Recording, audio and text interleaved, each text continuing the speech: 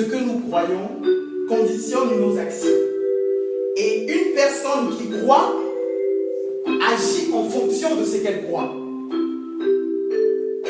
Si tu crois à quelque chose, tu agiras en fonction de ce que tu crois. Parce que la foi qui est en toi te donne à agir, te pousse à agir, t'incite à agir. Si tu ne crois pas à quelque chose, tu ne peux pas agir. Et vous voyez, en France, nous vivons dans un pays où les gens vivent dans la peur. Aujourd'hui, si je suis dans ma voiture, je roule, je vois une bonne dame qui va à pied dans la même direction que moi. Si elle ne connaît pas ma tête, si je m'arrête, je dis, madame, est-ce que je peux vous aider? Si elle ne me connaît pas, elle se défiera. Elle ne viendra pas parce qu'elle ne croit pas en moi. Elle pense que je peux être un danger, je peux lui faire tout ce qui va avec, mais elle ne viendra pas parce qu'elle ne croit pas en moi. Vous voyez, une personne qui parle à une autre personne, mais la personne refuse de croire parce qu'elle n'a pas confiance en la personne. La femme ne croit pas en moi, voilà pourquoi elle ne montera pas dans ma voiture. Elle ne croit pas, voilà pourquoi elle ne le fait pas. Mais combien de Français prennent les métros tous les jours? Combien de Français prennent les trains tous les jours? Est-ce que lorsque vous prenez un train, vous savez qui est en train de conduire ce train?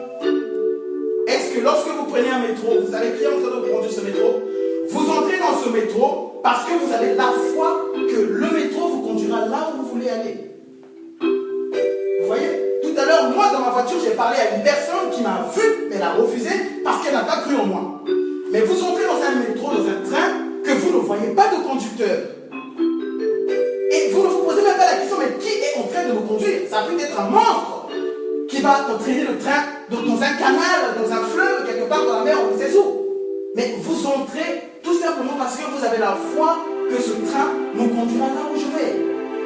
Et une personne qui croit à la parole de Dieu, la personne agit en fonction de la parole de Dieu. Et la personne devient un pratiquant de la parole. La religion nous fait croire des choses. Quand on entend pratiquant de la parole de Dieu, ça sonne mal. On croit que non, pratiquant de la parole de Dieu, il faut prier avec des bougies, il faut prier, dormir avec un seau d'eau. Ça sonne mal quand quelqu'un dit je suis pratiquant de la parole. Mais ça veut dire quoi être pratiquant de la parole? Ça veut dire que tu agis tout simplement en fonction de ce que la Bible te dit. La Bible dit quoi? Que priez en tout temps, afin que vous ne soyez pas tentés. Par exemple, la Bible te dit priez en tout temps, afin que vous ne soyez pas tentés. Et tu sais que la chair, elle est tentée. Elle est tout le temps tentée, notre chair. Alors, si toi, tu as conscience à cela, tu pries en permanence. Tu veux sortir, tu pries. Tu veux faire quelque chose, tu pries. Tu veux recevoir des gens, tu pries. Tu vas aller dans un endroit, tu pries. Pour que tu ne sois pas tenté. Tu pries tout simplement. Parce que la Bible a dit, tu pries en tout temps pour que vous ne soyez pas tentés. Et toi, tu as conscience à cela que non, pour éviter la tentation, il faut que je prie. Et c'est en priant que tu deviens pratiquant de la parole. C'est aussi simple qu'on le pense. Mais pratiquant de la parole. Et toute personne qui pratique la parole de Dieu est heureuse. Toute personne qui pratique la parole de Dieu, excusez-moi, est heureuse. Parce qu'elle aboutit à des résultats concrets. Retenez une chose, que la parole de Dieu ne nous promet que le bonheur. Dieu ne promet pas la souffrance à quiconque. La parole de Dieu ne promet que le bonheur aux hommes. Et nous, quand on évangélise, c'est terrible, mais quand tu viens, tu dis à quelqu'un, je veux te parler de Dieu, la personne crie au scandale. Non, pas ça, pas lui. Non, c'est comme si tu avais, elle ne connaît pas Dieu, mais elle se méfie de la parole. Pourquoi? Parce que ce que nous recevons dans ce monde nous éloigne de Dieu. Et quand tu viens parler de Dieu à quelqu'un, la personne se méfie. Parce que le monde nous enseigne à nous éloigner de Dieu. Et nous sommes nés dans ce monde. Nous grandissons dans ce monde impacte nos pensées. Et quand tu viens parler de Dieu à quelqu'un, c'est pour son bien. C'est pas pour moi. Moi, quand j'évangélise, c'est pas pour moi en fait. Moi, je suis déjà sauvé. Même en dormant, je peux le crier, je suis sauvé. Je ne mourrai pas. Un homme ne meurt pas. Parce qu'il y a une vie éternelle. C'est la chair qu'on enterre. Et vous avez un esprit qui va au ciel. Cet esprit ne meurt pas. Et moi, je suis sauvé. Quelles que soient les conditions, tu peux me pointer une arme. Si tu veux me tuer, tue-moi, c'est ma chair que tu tueras. Parce que moi, je suis sauvé. Et ça, j'en suis convaincu. C'est ma foi en Dieu qui me le fait dire. Et moi, quand j'évangélise, je veux aider mes frères, je veux aider mes soeurs à être sauvés comme moi. Avoir la ferme conviction de la vie en compagnie de Jésus. Et quand tu viens, tu parles de Dieu, les gens se méfient, les gens fuient. Pourquoi? Parce que le monde nous apprend à nous éloigner de Dieu. Retenez une chose, que tu peux être malade, dans un coma. Si tu ne crois pas en un instant que le médicament peut te sortir de ta situation, que que le médicament peut te sortir de ta situation, on peut te donner un carton de médicaments. On peut te donner un carton de médicaments, on peut appeler 1 million de médecins pour te guérir, tu ne guériras pas. Parce que tu ne crois pas cela. Et si tu as des problèmes, tu es malade, tu crois que n'importe quel cachet que tu prendras te sortira de ta maladie. N'importe quel médicament que tu prendras te sortira de la maladie. Je vous dis que si tu prends les premiers comprimés, tu vas commencer à constater les signes de la guérison. Parce que tu crois que si tu prends ce médicament, tu vas guérir. En vérité, je vous le dis, ce n'est pas le médicament qui guérit, c'est ta foi qui le guérit. Parce que le même médicament, si tu crois, il te guérit. Si tu ne crois pas, il ne te guérit pas. C'est la foi en toi qui agit. Et aujourd'hui, vous devez savoir une chose, que les athées n'existent pas. Ça, c'est ce qu'on rencontre tous les jours quand j'évangélise. Je suis athée, je ne parle pas. Je ne connais pas Dieu, ne me parle pas de Dieu, je suis athée, je ne crois pas en Dieu. Un athée n'existe pas. Le fait même qu'il dise qu'il est athée prouve qu'il croit. Il ne croit pas non en Dieu, mais il croit à ce qu'on lui a dit. Que l'athéisme existe. Voilà pourquoi il dit qu'il est athée, parce qu'il croit. Vous voyez que il n'y a pas la connaissance. La Bible dit que le peuple périt par manque de connaissance. Il n'y a pas la connaissance, voilà pourquoi les gens périssent. Que dit la parole de Dieu à propos de cela? À propos de la foi? La parole de Dieu dit dans Jacques 2, 22 à 26, tu vois que la foi agissant avec ses œuvres, et que par les œuvres la foi fut rendue parfaite. Comme le corps sans esprit est mort, de même la foi sans les œuvres, elle est morte.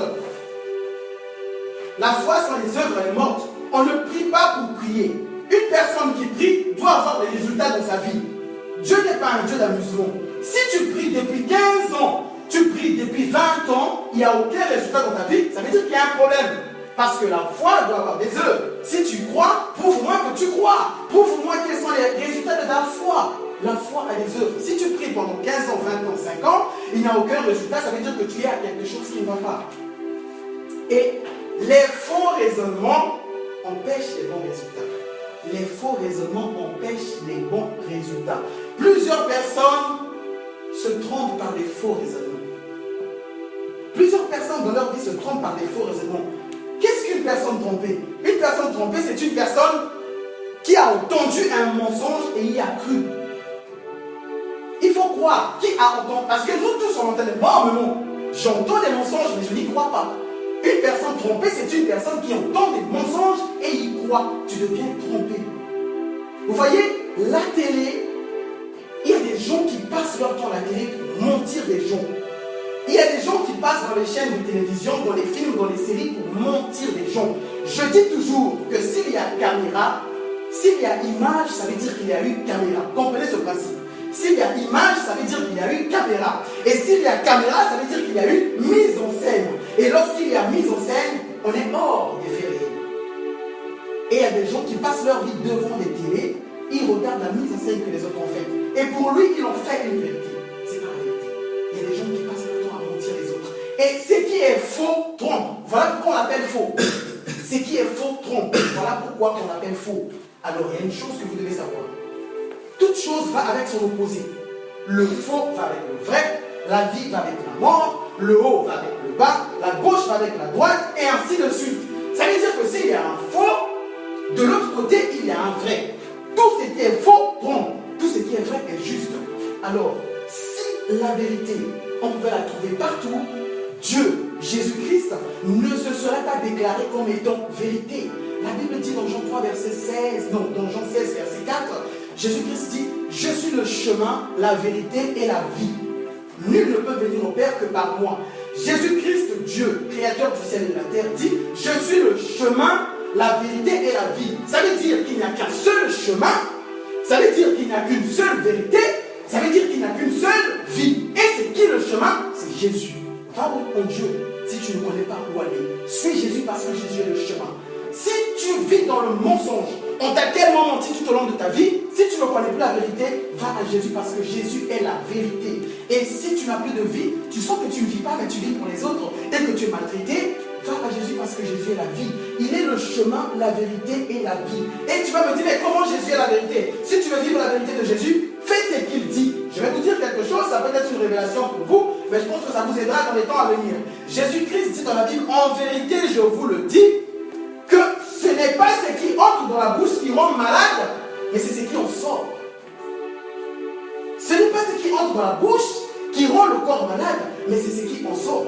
Nous, qu'est-ce que le monde nous a fait croire? Qu'il faut manger 5 fruits et légumes par jour, qu'il faut manger le poisson seulement, qu'il faut manger beaucoup de viande, je ne sais pas si c'est la viande rouge ou la viande blanche, qu'il faut manger quelque chose pour être en bonne santé. Mais Jésus-Christ dit en réalité, ce n'est pas ce qui entre dans la bouche qui rend malade, mais c'est ce qui en sort.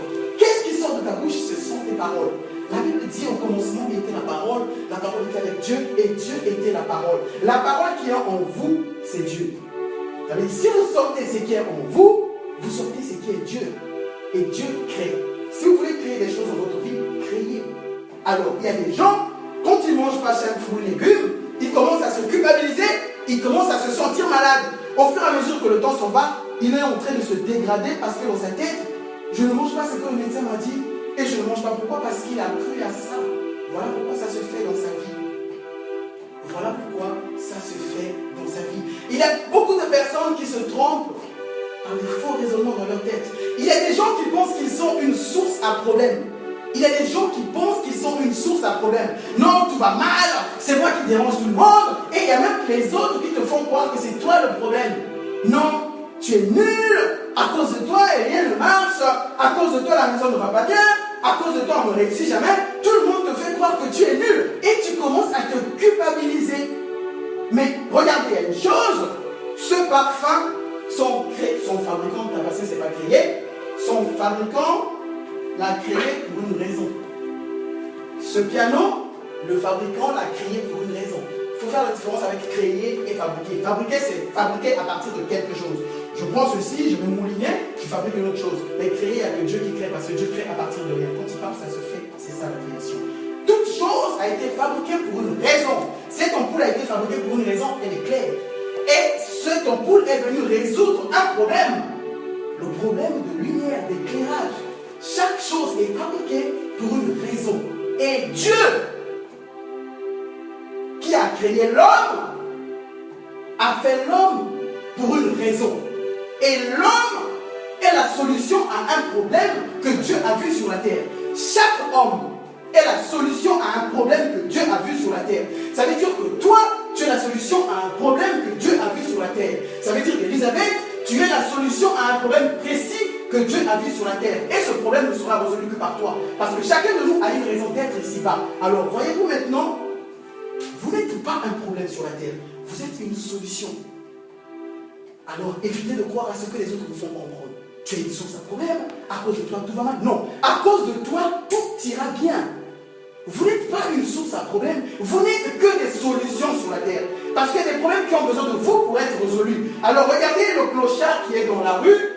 Les fous qui sont dans la rue, les voleurs, les violeurs qui sont dans la rue, qui ne sont pas dans leur destinée, qui ne sont pas dans la volonté de Dieu, ne répondent pas aux problèmes dont ils sont venus pour résoudre.